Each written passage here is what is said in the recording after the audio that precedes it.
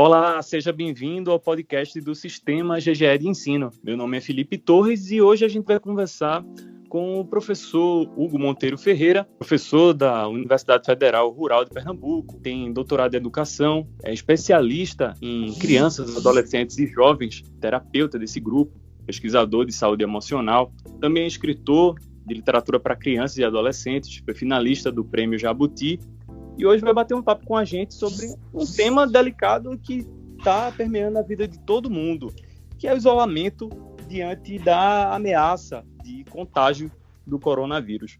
Professor, muito obrigado por conversar com a gente. Por nada, Felipe.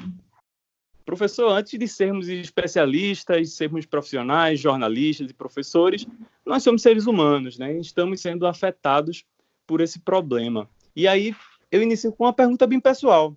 Como é que o senhor está passando por esse momento? Como é que o senhor está enxergando essa ameaça de uma doença que aparentemente não é tão grave, mas pode se tornar muito grave, levando à morte? Como o senhor está passando enquanto pessoa mesmo, enquanto ser humano? Então, para mim tem sido uma experiência bastante significativa, porque eu tenho conseguido me organizar em relação a muitas tarefas que eu não tinha conseguido realizar, e agora, com um tempo mais disponível, eu consigo me organizar nesse sentido. Tem sido também um desafio cuidar da minha casa, olhar para a minha casa, verificar partes na minha casa que eu não verificava, desenvolver atividades e tarefas domésticas que eu comumente não desenvolvia, cuidar do meu jardim, ter mais atenção com a minha cachorrinha que está em casa, ter mais tempo para fazer questões como, por exemplo, diálogo dentro de casa, conversar com pessoas que comumente a gente não se encontrava muito frequente em razão do tempo. Tem sido uma experiência, nesse sentido, bastante positiva. Tem sido também uma experiência importante para eu pensar o planeta como um todo, né? Como nós somos interdependentes, que não dá para eu tomar uma decisão isolada, porque a minha decisão isolada vai repercutir na vida da outra pessoa. Tem sido também importante para olhar os governos, o nosso sistema de saúde, a nossa fragilidade como ser humano. Nós não somos homens de ferro, nem mulheres maravilha, somos pessoas frágeis, e tem sido bom para observar tudo isso e, ao mesmo tempo, também para verificar como é que eu lido com situações que exigem de mim tranquilidade diante do medo, às vezes do pânico. Então, Sim. Tem sido, por enquanto, uma experiência, eu diria, mais saudável do que adoecedora. Sim.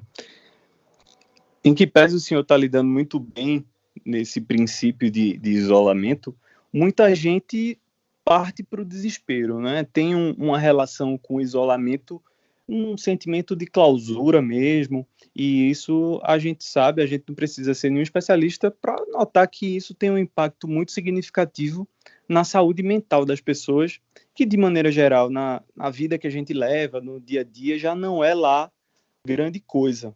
Como é que o senhor tem observado esse movimento com as pessoas com quem o senhor dialoga? Esse impacto do isolamento tem sido relevante na saúde mental delas? Tem sido. Eu tenho percebido que as pessoas elas estão oscilando entre medo, pânico, há muita insegurança. As pessoas também estão sendo colocadas diante do espelho, ou seja, elas estão precisando olhar para elas, o que comumente também a gente não tem feito, elas estão precisando ficar mais com elas, e isso tem sido muito difícil para a maioria da gente que tem uma vida com uma rotina muito fora de casa, né? A nossa rotina tem sido pautada muito do que está fora de casa. As nossas casas, se você observar, elas eram, vamos dizer, há 40 anos, há 30 anos, elas tinham um tamanho geográfico X, Y, e hoje elas têm um tamanho geográfico Z, por exemplo, e quando a gente compara de 30, 40, 20 anos até para os espaços físicos hoje, isso eu estou falando da classe média, por exemplo, porque se eu fizer uma observação sobre as classes economicamente mais vulneráveis sempre viveram em casas muito pequenas. Então, essas casas muito pequenas hoje, elas foram feitas para que as pessoas fossem para espaços coletivos, né? Você observa os condomínios. Então, é muito comum que nos condomínios você tenha sala de jogo, você tenha academia, você tenha playground, você tenha jardim, e esses espaços coletivos eles não podem ser usados pelas pessoas. Então, elas estão tendo de ficar dentro de casa. Isso repercute muito nas questões emocionais, sobretudo na emoção que se transforma no sentimento do medo, no sentimento da insegurança, no sentimento do pânico, essas emoções que são mais negativas. Por outro lado, também eu escuto muitas pessoas com uma consciência de que é um momento de descanso, mas a gente tem que considerar, Felipe, que isso nós estamos, digamos assim, isoladas socialmente há pouco tempo. Então, quanto mais tempo o isolamento acontecer, maior a pressão em relação às emoções. Então, eu acho muito importante que agora a gente comece a pensar realmente de que modo nós podemos tratar as emoções, porque nós vamos ter uma espécie de desafio, né, uma espécie de confronto nesse período de isolamento, porque pelo que a gente tem ouvido, sobretudo das autoridades, das agências internacionais, né, da Organização Mundial de Saúde, do Ministério da Saúde, das secretarias de saúde estaduais, municipais, há uma probabilidade de que nós possamos reduzir a situação de restrição ou aumentar de forma mais drástica. Então, se o cenário for reduzir, ótimo. Mas se o cenário for aumentar de forma mais drástica, a gente tem que ter um preparo de fato para saber como ficar dentro de casa e ficar bem, né? Não precisar ficar dentro de casa adoecido ou adoecida, porque pode ser que, não tendo a Covid-19, você tenha outro tipo de adoecimento. Exato. E aí a gente está nesse isolamento tentando lidar com as próprias questões, né, com o próprio medo, com o próprio pânico, mas também na relação com o outro, né? Às vezes as pessoas convivem em um mesmo ambiente, mas de fato trocam muito pouco, porque trabalham muito, passam o dia fora, as crianças estudam o dia inteiro, às vezes em período integral, né? Chegam cansados e vão dormir, praticam algum esporte também. E aí, o que o senhor tem a dizer sobre essa intensificação das relações que não costumam ser tão intensas? O que é que a gente pode fazer para reagir, para se relacionar com o outro de uma maneira amena, que não vá por esse caminho do pânico, do medo, que a gente sabe que está muito ligado de alguma forma à agressividade, né, a sentimentos e atitudes que não são tão legais? Então, eu acho que uma das formas da gente conseguir conviver nesse período, ou em qualquer outro, mas nesse período que nos coloca dentro de casa, não é? E às vezes frente a frente com pessoas com quem nós não costumamos conviver cotidianamente, eu acho que uma das formas mais positivas é tentar respeitar as individualidades, não é? Tentar respeitar e compreender os temperamentos, tentar respeitar e conviver com as identidades, com as formas de vida de cada pessoa. Isso, a princípio, eu penso que esse é o primeiro passo. É você se dar conta de que você vai ter que conviver e que vai precisar respeitar. Isso é um passo. Eu acho que um outro passo importante é você entender que, se você criar acordos coletivos, se você estabelecer acordos coletivos, se as pessoas conseguirem trabalhar numa perspectiva de cooperação e não de competição, de cooperar, de colaborar, uma perspectiva de ajudar, uma perspectiva de comoção mesmo social, em que você observa que a colaboração é o único caminho, nesse momento, que você tem para sobreviver com qualidade, com saúde mental, e não a competição, não a defesa arraigada do seu ponto de vista, não a racionalização técnica da sua forma de pensar, mas, assim, tentar entender que, nesse momento agora, o jogo precisa ser coletivo, é um jogo de cooperação. Se você está bem, eu estou bem, se você está mal, eu vou estar mal, porque nós vamos estar no mesmo espaço. Então, como é que eu vou poder ficar bem você estando mal? E como é que você vai poder ficar o outro vai poder ficar bem você estando mal?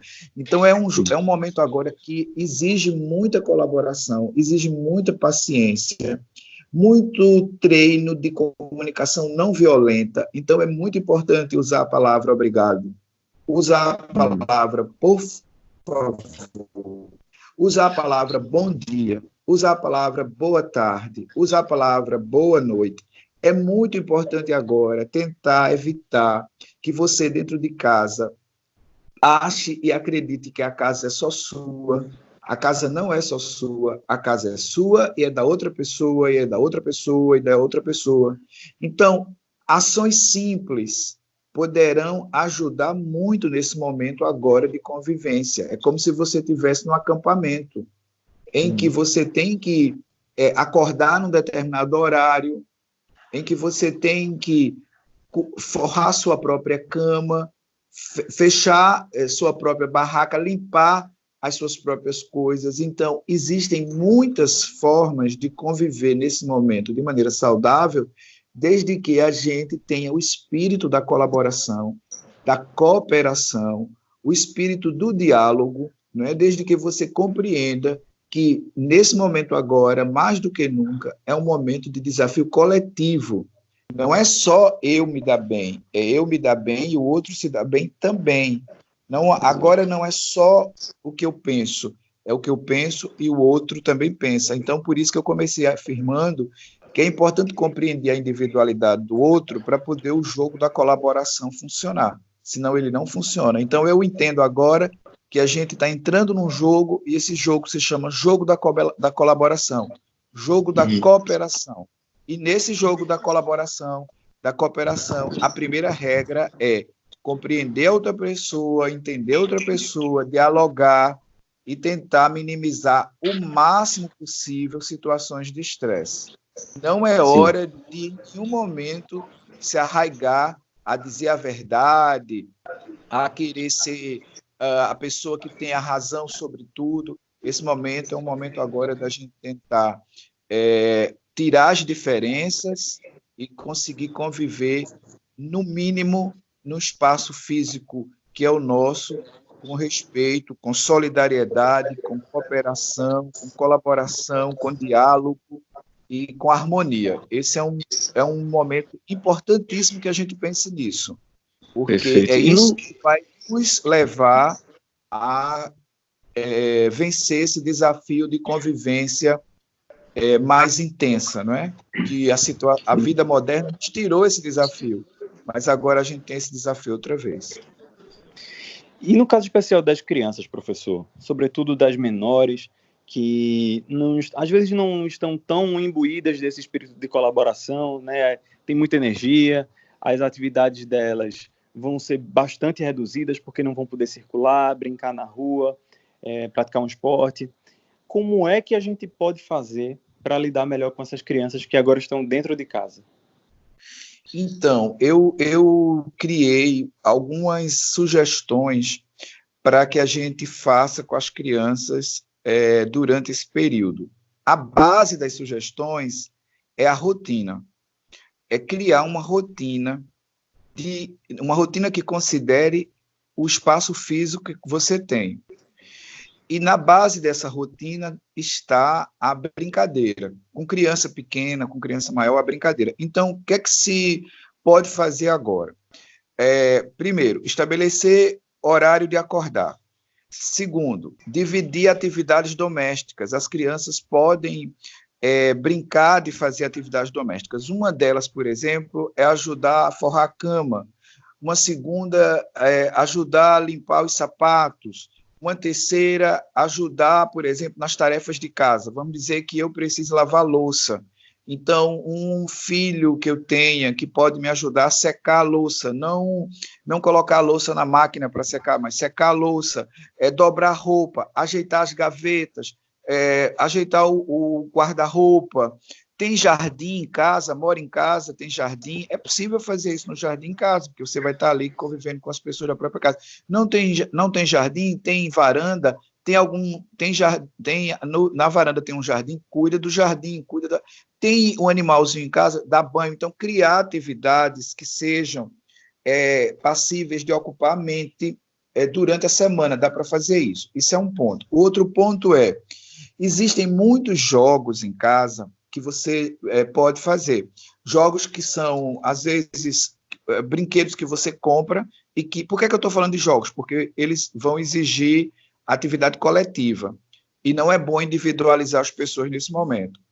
Mas, assim, tem jogos que você pode destinar naquele tempo. Agora, essa hora é a hora da gente brincar, é a hora da gente conseguir fazer isso em conjunto. Então, brinca com as crianças, jogo de dominó, pega vareta, adivinhação, cantiga de roda, isso tudo é possível fazer dentro de casa. Desenho, colagem, costurar, criar objetos que você possa costurar e que possa ensinar as crianças a fazer. Então, por exemplo, imagine que nesse período agora a gente crie uma grande atividade, que seja atividade de colorir, atividade de colar, atividade de costurar, atividade de bordar.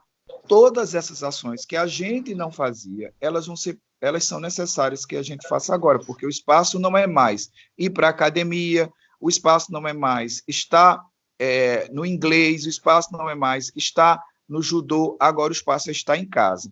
Isso são tarefas da brincadeira. Existe também, que eu acho que é importante nesse momento, é você não perder a rotina dos estudos da escola. É possível que você tenha, durante o dia, um tempo destinado aos estudos da escola. Aí as escolas precisam colaborar também, porque nós não estamos em férias, né? Nós estamos em isolamento social, então de que modo as escolas podem ajudar no feedback com atividades à distância? E algo muito importante é explicar para as crianças o que é que está acontecendo. Explicar para as crianças por que é que elas precisam ficar dentro de casa. E uma outra questão, criança, ela gosta de correr, ela gosta de pular, ela gosta de gritar, e nós vamos precisar, sobretudo quem mora em condomínio, ter essas exceções a partir de agora. Mas criança, ela também colabora muito.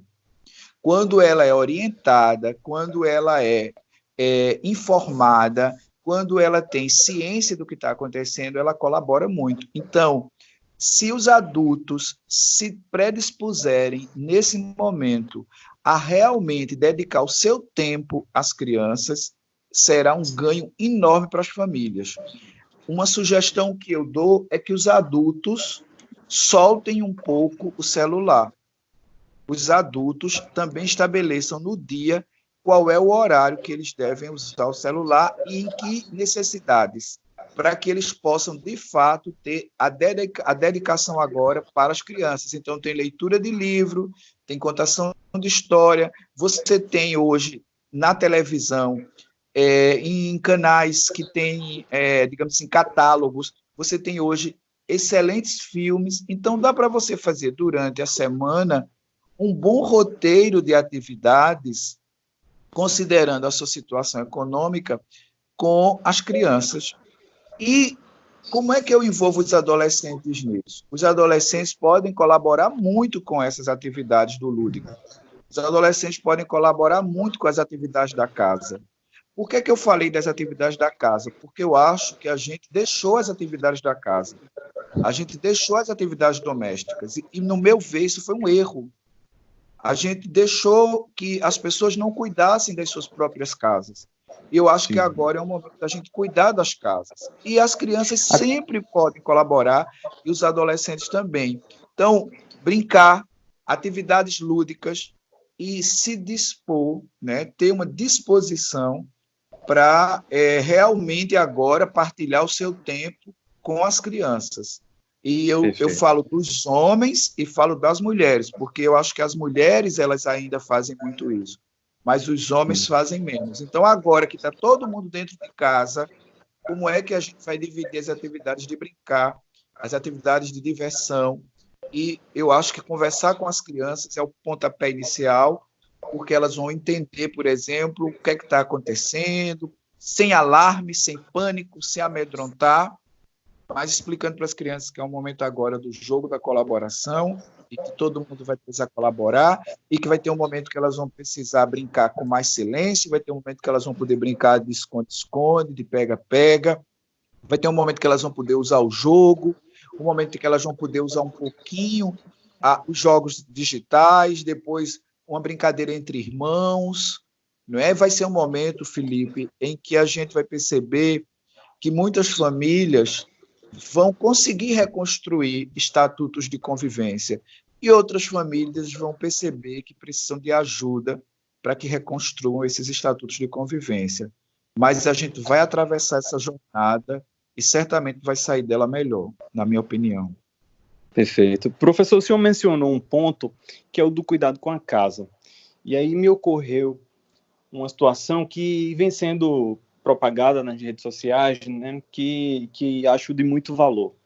As pessoas estão fazendo uma campanha para que quem tem uma diarista, uma babá, alguma funcionária que receba por produção, não tenha um salário, não seja uma funcionária propriamente dita, né, de carteira assinada, que libere essas pessoas para terem condições de se isolarem nas suas casas e que mantenham o pagamento. E aí a gente parte para o outro lado, né? Quem tomar essa atitude vai justamente se comprometer a cuidar da própria casa. Queria que o senhor comentasse um pouquinho dessa generosidade, que não está somente com quem está no nosso convívio, com a nossa família, mas também com aquelas pessoas que nos auxiliam, né, que fazem parte de nossa vida de alguma maneira. E um outro ponto, aproveitando para unir duas perguntas em uma, é falar também da necessidade de a gente manter a calma, falando também em generosidade, né? Não correr atrás de comprar máscara, comprar álcool em gel, e álcool em gel nem tem mais, então nem tem esse perigo, mas de chegar no supermercado e fazer a limpa, né? Como se diz, esvaziar o supermercado de um ponto de vista egoísta, né? Porque a gente sabe que o perigo do desabastecimento só existe diante do pânico, né? Se todo mundo mantiver o comportamento habitual, não há esse perigo. Eu queria que o senhor comentasse esses dois pontos, dos colaboradores que não podem se isolar e das compras de um ponto de vista egoísta. Então, eu vejo o seguinte, você me perguntou inicialmente como é que eu estou experimentando o isolamento social. Eu sou uma pessoa que tem uma vida muito dinâmica, que viajo, que saio do país, que saio do estado. Agora mesmo eu precisei adiar a viagem para fora do país em razão do vírus. Olha só, o que eu acho? Eu acho que a gente precisa ter, como eu falei, o espírito da colaboração. E agora nos desperta muito a ideia entre egoísmo e altruísmo, né? Quer dizer, eu cuido da minha casa, cuido dos meus, cuido das minhas, mas a pessoa que trabalha comigo, ela também tem a casa dela, ela também tem os dela, ela também tem a vida dela. E essa pessoa é autônoma, essa pessoa tem um salário que depende do meu pagamento. Então, o que é que eu devo fazer? Eu fiz isso, eu liberei a pessoa que trabalha aqui na minha casa, ela foi para a casa dela, eu garanti que ela receberia o salário dela e a dispensei remuneradamente. E eu aconselho que todos nós façamos isso. Por quê? Por que a gente deve fazer isso? Porque se a gente não fizer isso, tem duas questões aí. Uma é que nós vamos deixar muito explícito o nosso sentimento egoísta e a nossa visão de pouca solidariedade social. Não é? Nós vamos deixar explícito isso e nós não vamos trabalhar isso na gente. A gente não vai conseguir refletir sobre isso. Então, isso é um exemplo ruim para a gente, é um exemplo ruim para as crianças, é um exemplo ruim para os nossos filhos, é um exemplo ruim, não é você pensar só em você e não pensar no outro. E tem uma questão que é mais de inteligência racional mesmo aí, que é essa pessoa que vem para sua casa, ela é muito provavelmente uma pessoa que pode trazer para dentro da sua casa o coronavírus. Então, se você permite, você quer proteger sua casa, proteja todo mundo, inclusive a pessoa que trabalha com você. Porque se você não proteger essa pessoa que trabalha com você, você pode sim conseguir, no lugar de enfrentar o coronavírus de forma saudável, disseminar o coronavírus. Então, isso não é justo, não é? Isso não é justo, isso não é saudável, isso não vai fazer com que a gente enfrente essa situação de pandemia de maneira humanitária. Então, a minha sugestão é libere as pessoas que trabalham com você. Entre em acordo. Veja a melhor maneira de fazer isso.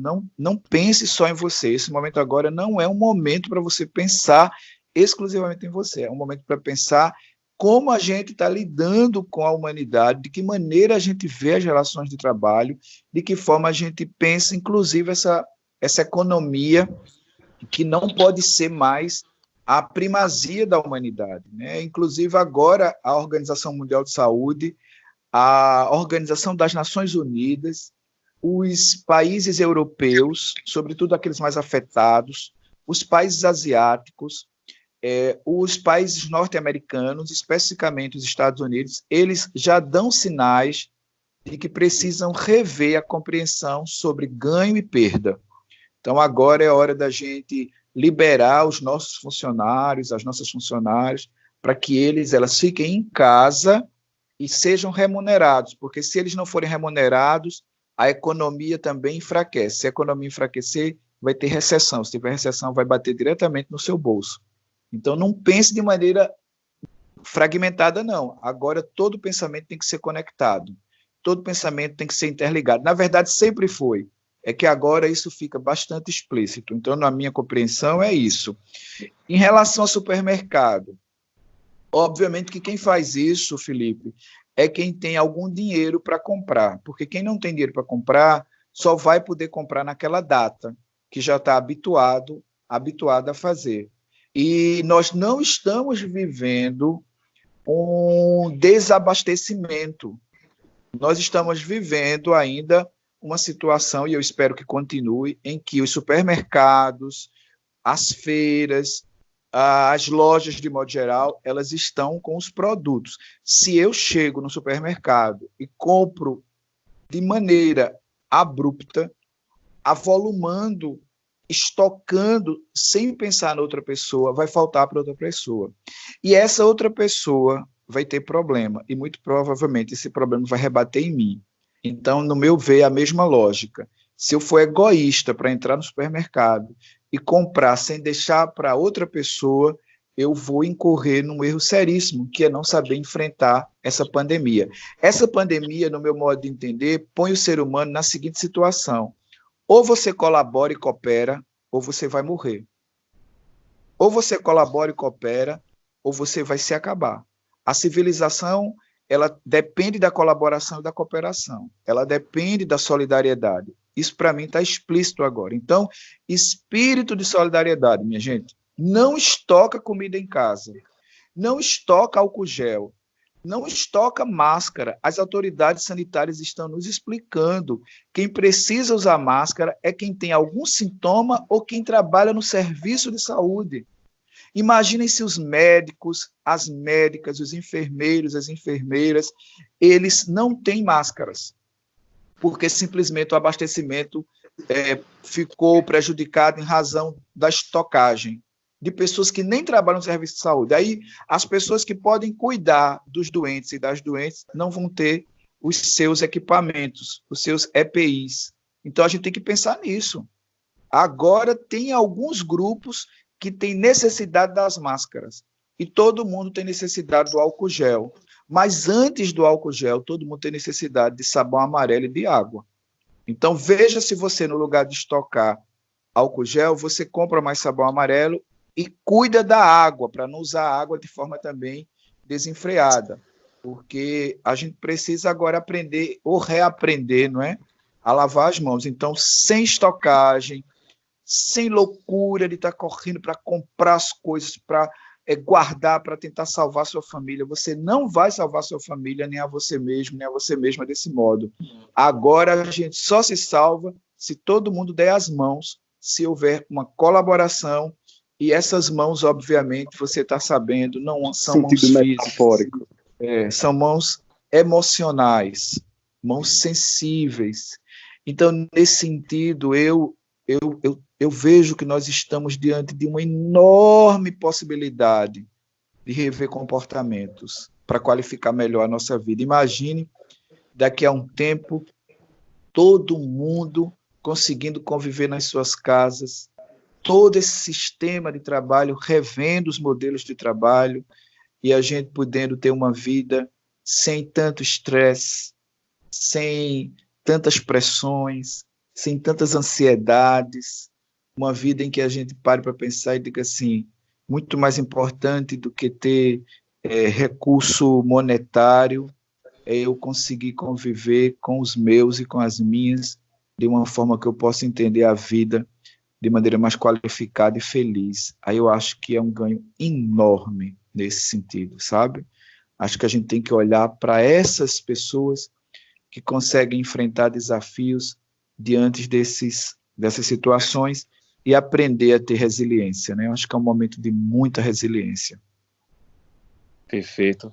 Professor, muito obrigado por ter tirado um tempinho do seu isolamento para conversar com a gente aqui do podcast, e desejo que não só o senhor, mas todos nós tenhamos um tempo aí de isolamento com saúde e com plenitude, né? Com calma e com tranquilidade para atravessar esse momento.